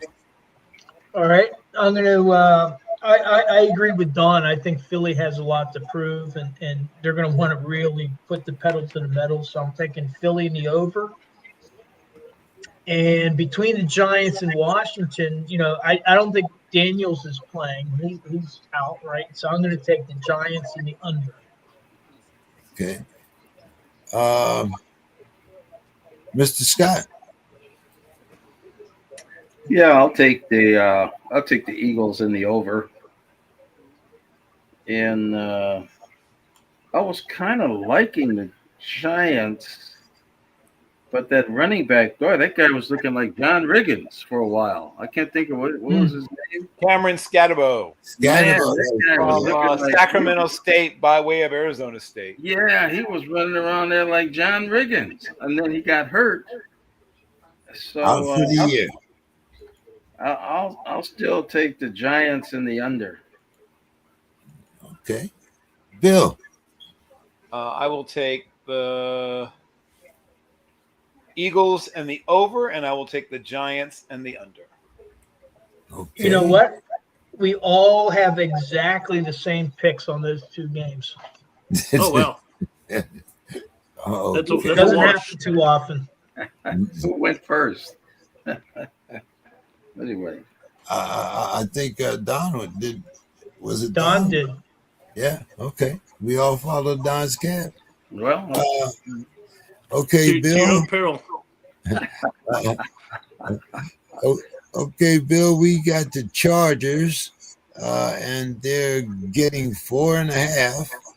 They're playing at the Chiefs, but the over/under is only 41.5. First of all, I think it's insane that the Chargers are getting points.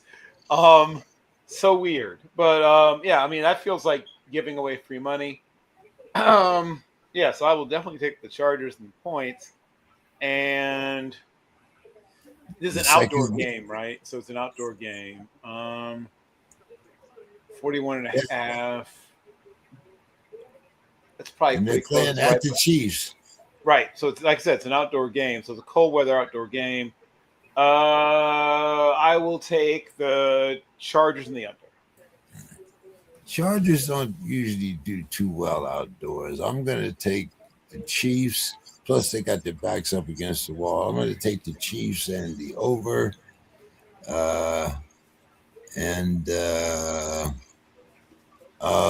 Bill, we got the Colts getting 13.5. They're playing the Seahawks, and the over/under is 42.5. I will take the Colts and the under. I think the Seahawks win it, but I don't think they win it by 2 touchdowns. Well, I'm going to take Seattle and the under here. So Don, I'm going to take Seattle in the over. okay. And what was the over under on the other game? Chiefs Chargers over under was 41.5. Chargers getting 4.5. I go Chargers in the over. I'm going to take the Chiefs and the over here. Yeah, we got you. Okay, and you got me with the Seahawks, right? I'm Yep, taking Seattle in the under. Yep. Okay, so it's on you then, Dave.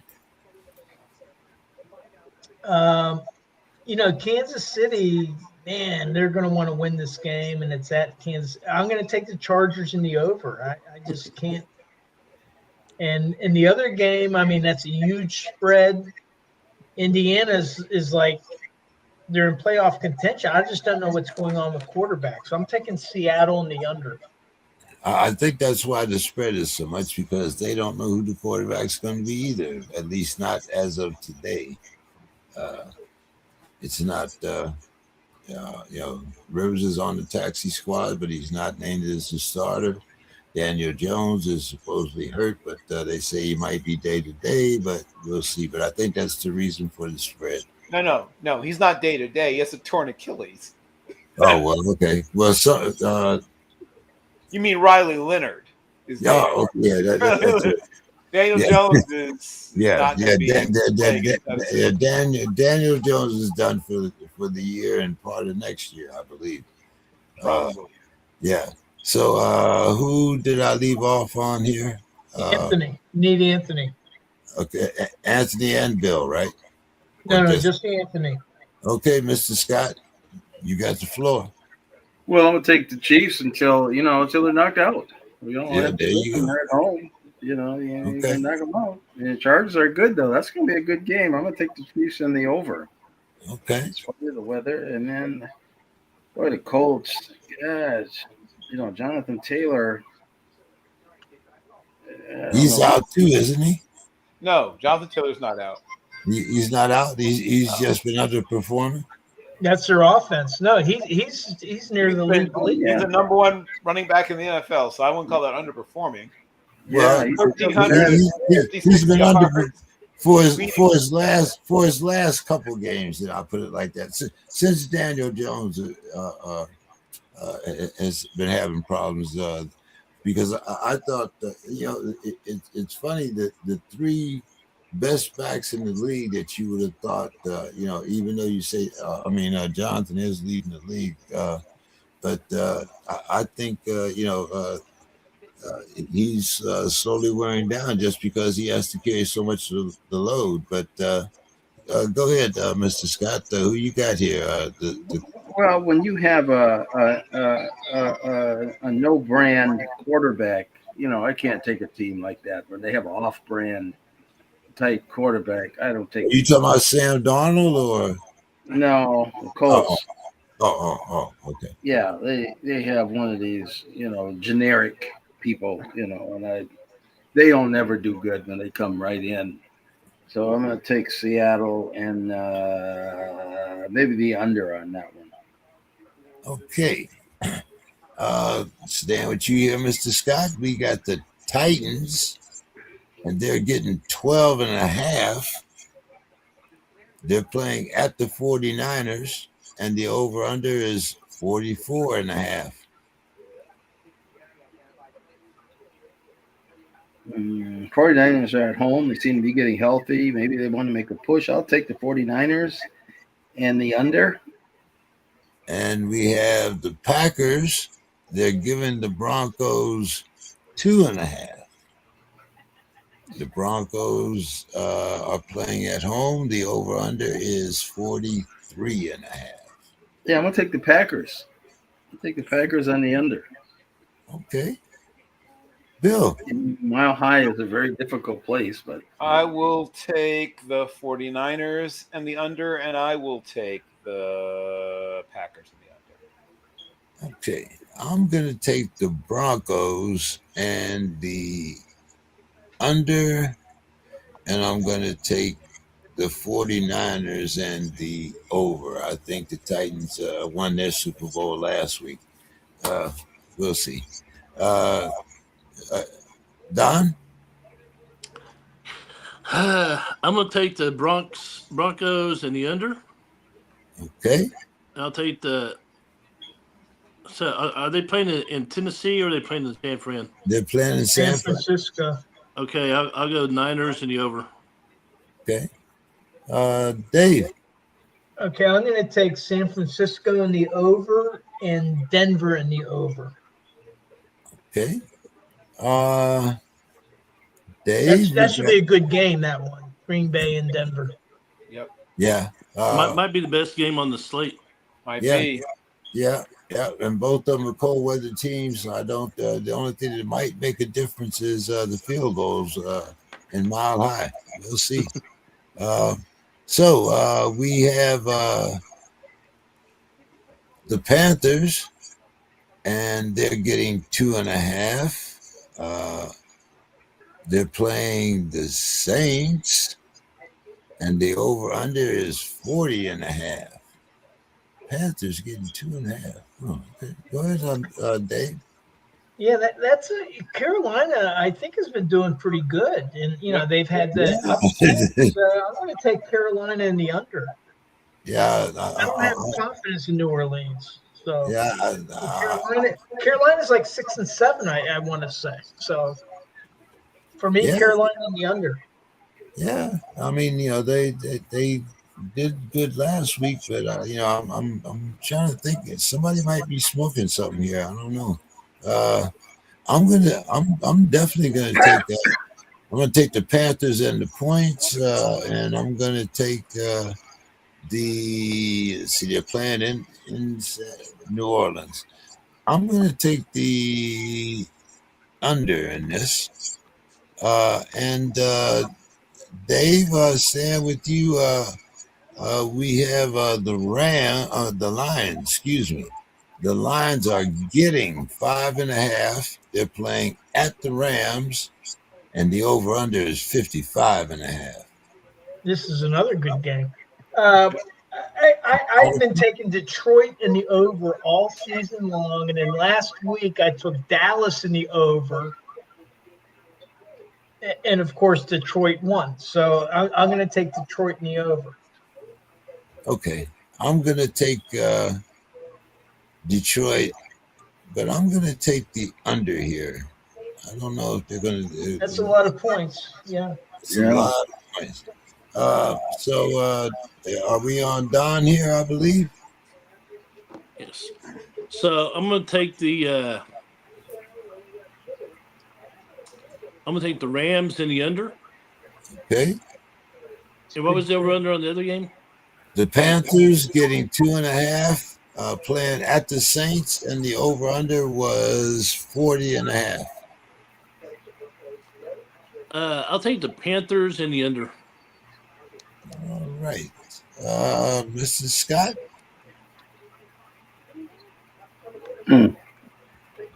Well, I'll take the Saints. They got to win a game sometimes. I mean, everybody wins one every now and then. They won last week. And I'm going to take the Saints in the over, and I'll take – boy, the Rams kind of let me down. Lions can score, Rams can score. Oh, man, I got to take the Lions, I guess, in the points, and I'll take the over. Okay, and you took the Saints in the over too? Yeah. So Stanford or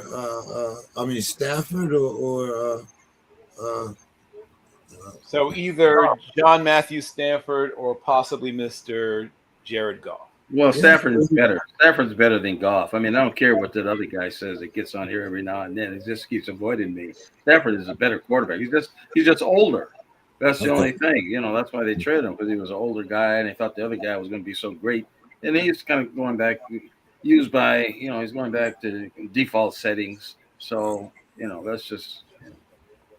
Okay. So, but now you took the Rams and the over in that game? Yeah. No, I took the Lions. You took Lions in the over. I took the points. See, this is the thing. See, people can't get into where they want to take a team because they like them. When you're doing this, you have to kind of analyze the points, who can do what, and who. So yeah, they'll be close. They'll get the points, but and I think it'll be over. But Stafford is a better. I mean, he's a better quarterback. There's no question about that. I mean, I don't care what that other guy says. He doesn't know. See, this is the thing where this is where you start losing when you just start taking things because you like them, you want them, and that's you guys are going to fall into that too. You Pittsburgh guys, you're going to fall into that too. So I'm just throwing it out there. I'm just throwing it out there. You don't have to listen. No, I do believe. I'm the guy that said that we were going 6-11. So the chances of me picking Pittsburgh to win, playoff game, it depends on especially if they have to go play the Bills again. I don't know. But we'll see. Bill. I will take the Panthers and the over, and I will take the Rams and the under. Okay, we got Sunday night and Monday night. Bill, we're going to start with you. We have the Vikings. They're getting 5.5. They're playing Jerry's guys, and the over-under is 47.5. And that's in Dallas, right? That's in Dallas. Yeah, I will take Dallas and the over. Okay, and the Monday night game, we have the Dolphins visiting Pittsburgh. The over-under is 42.5, and we are giving the Fins 3. No hook, just no fluke. hook. Man, this feels like a push situation, doesn't it? I am sorely tested.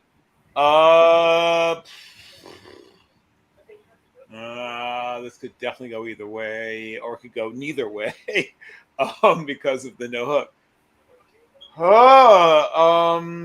And this is in Pittsburgh.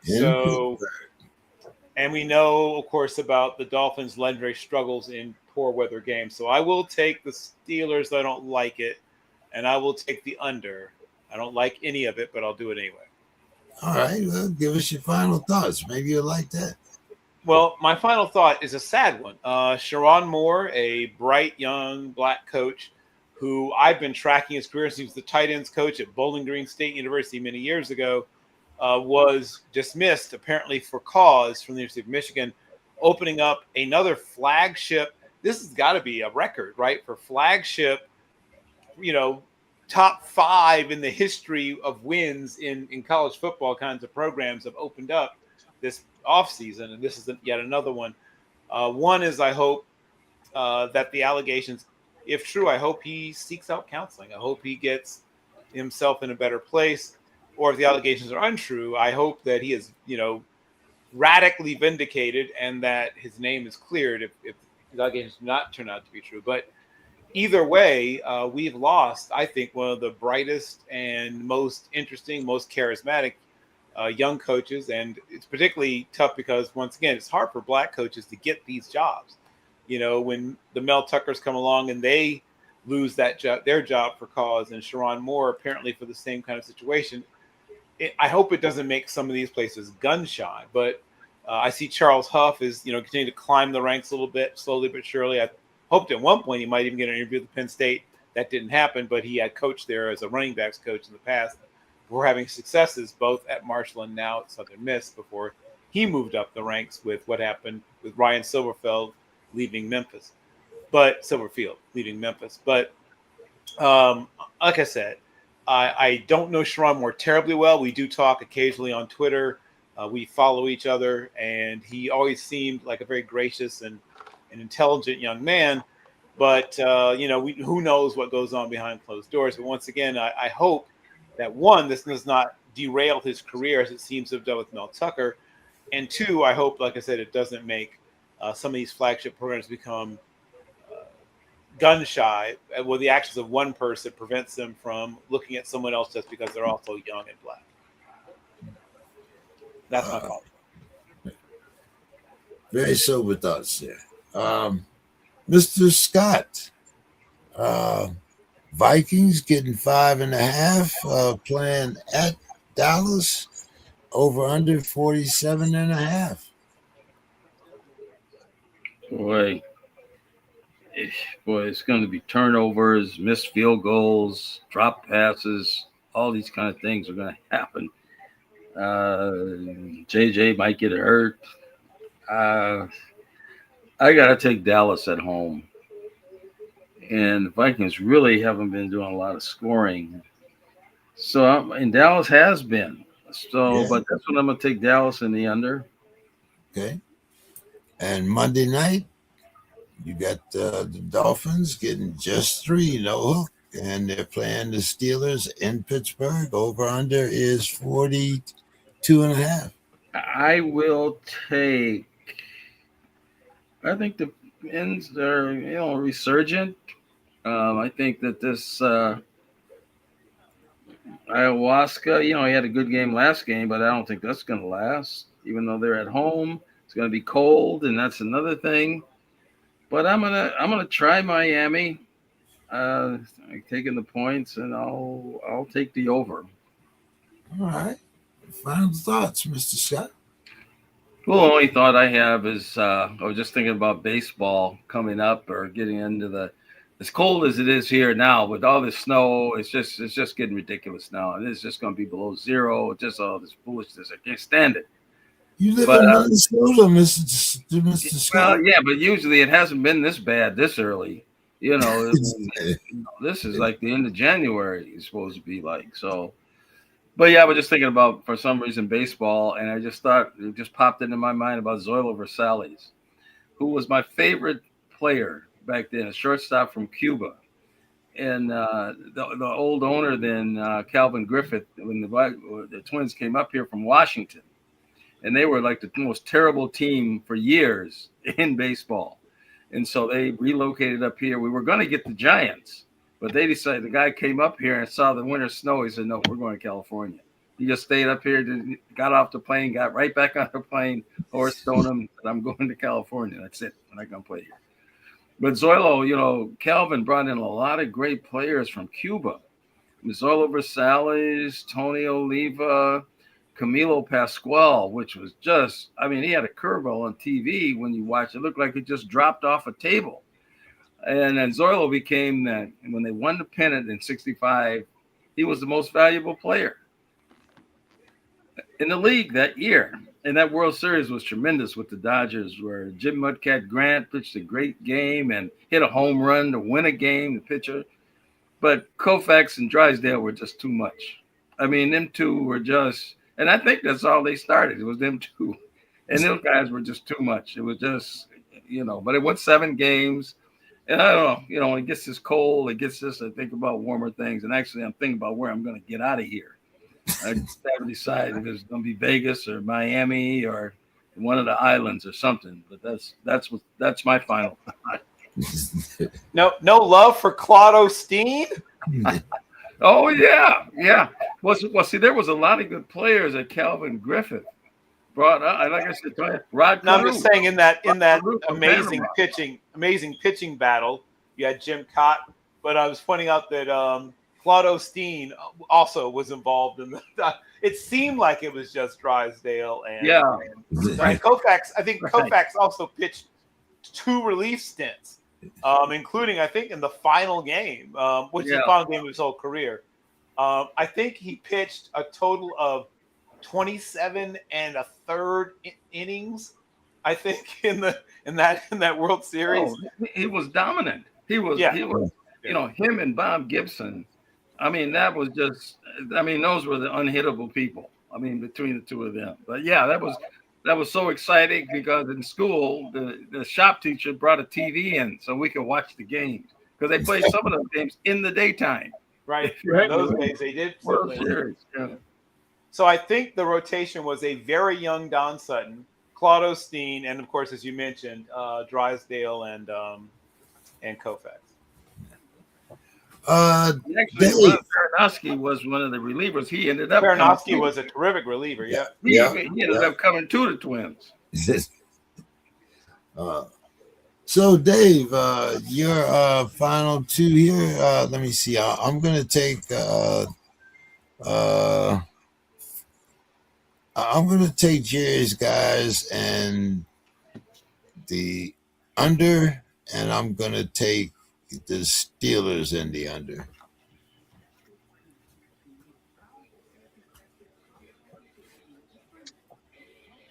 All right. I'm going to take Dallas in the over, and I'm going to take the under in the game, but I'm calling a push.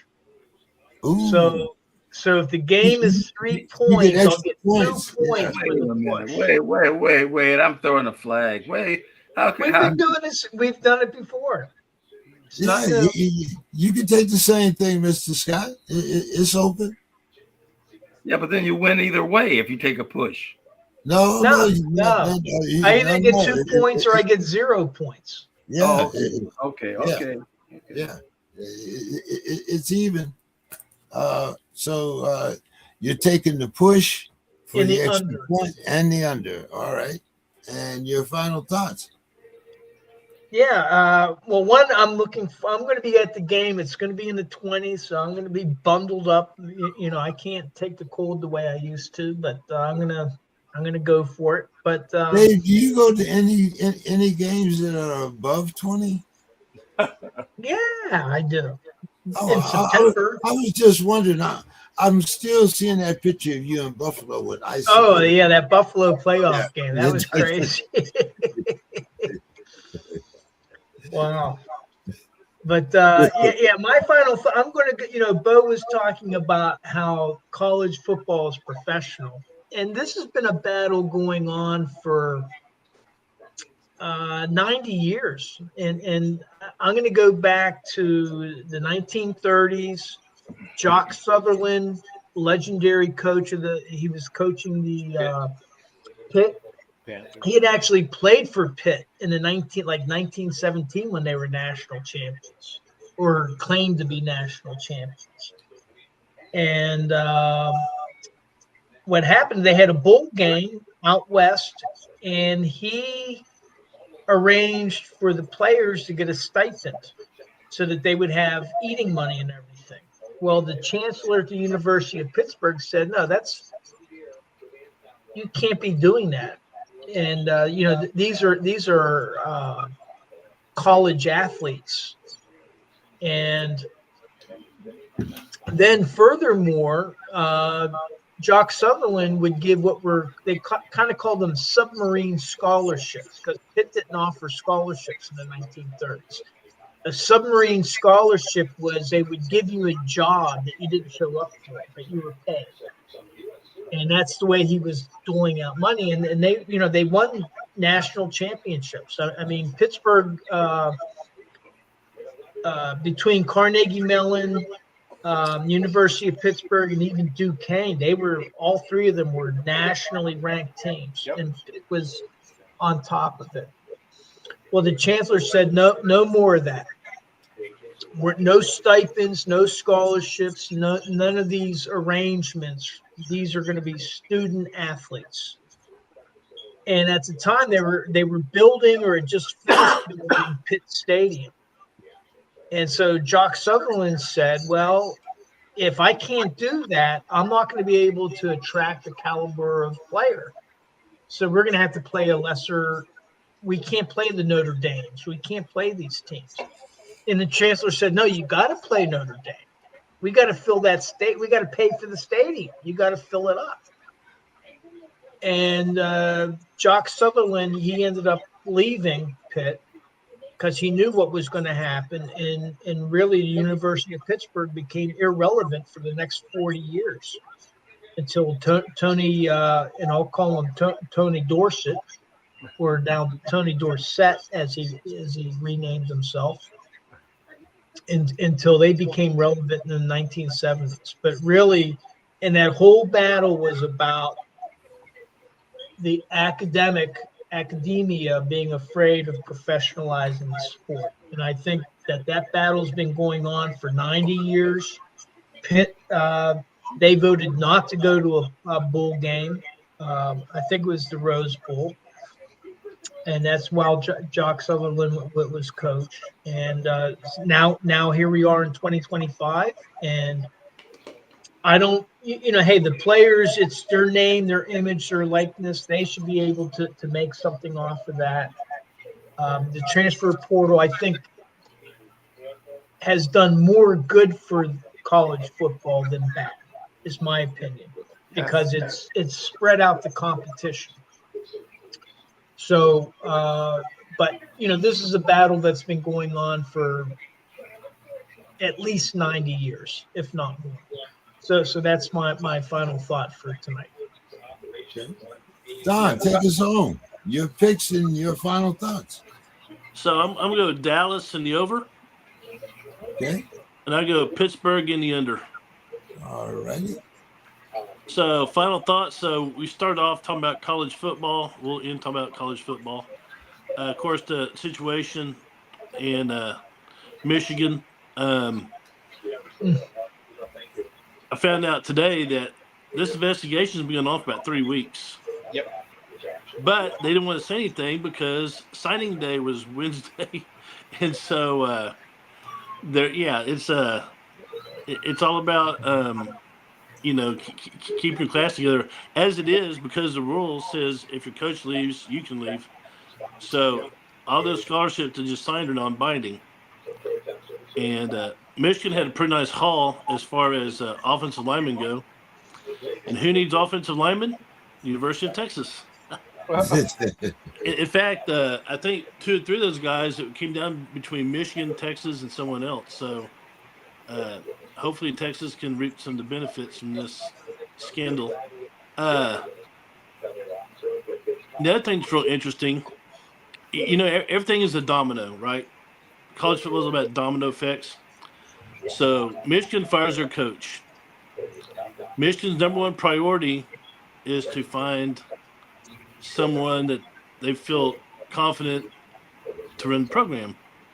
The name that keeps coming up is DeBoer from Alabama. Okay. Now, this is all pretend, right? So let's say DeBoer leaves Alabama and goes to Michigan. Who's going to be first on Alabama's list? Probably, maybe, Lane Kiffin. Kiffin has been wanting that Alabama job forever. And like 2 weeks after he signs on with LSU, it might come open.